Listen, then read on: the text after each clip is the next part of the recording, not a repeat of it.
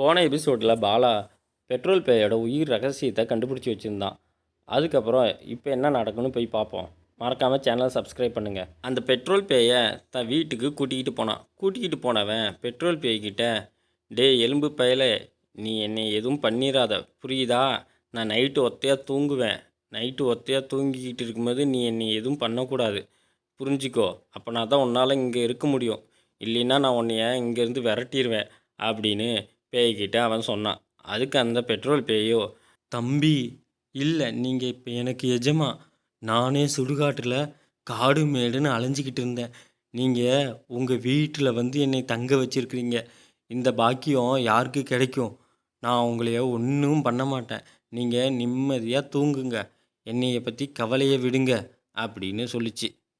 அதுக்கு பாலாவும், ஆமாம், உனக்கு இந்த ஃபேஸ்புக்கு, வாட்ஸ்அப், யூடியூப்பு, ஃபோன் பற்றி ஏதாவது ஒரு புரிதல் இருக்கா அப்படின்னு அந்த பேய்கிட்ட கேட்டான். அதுக்கு அந்த பேயோ, ஏங்க நீங்கள் வேற, எனக்கு ஃபோனை பற்றி ஒன்றும் தெரியாது. நானே சுடுகாட்டில் காடு மேடுன்னு சுற்றிக்கிட்டு இருந்தேன். எனக்கு எப்படி இது தெரியும்? பணத்தை புதைக்கும் போது கூட குண்டுமணியாக அத்துக்கிட்டு தான் விட்றாங்க.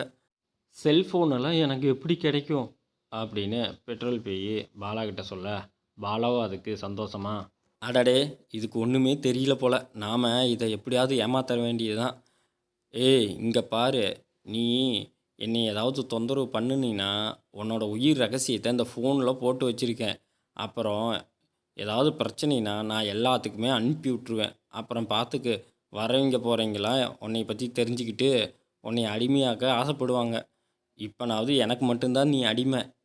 அது மேட்ரு எல்லாத்துக்கும் தெரிய போச்சுன்னா நீ எல்லாத்துக்குமே அடிமை, பார்த்துக்கு, புரிஞ்சு ஒழுங்காக நடந்துக்கோ அப்படின்னு பெட்ரோல் பேயை பாலா மிரட்ட ஆரம்பித்தான்.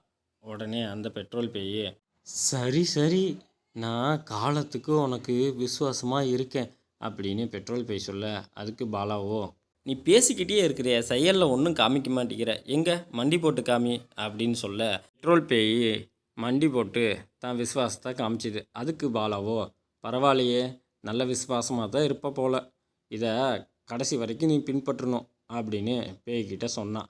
அதுக்கு, இப்போ தானே நான் ஆரம்பிக்கிறேன், இன்னும் போக போக என்னோடய விசுவாசத்தை நீங்கள் பார்க்கத்தானே போகிறீங்க அப்படின்னு பெட்ரோல் பேய் பாலாக்கிட்ட பேசிக்கிட்டு இருக்க.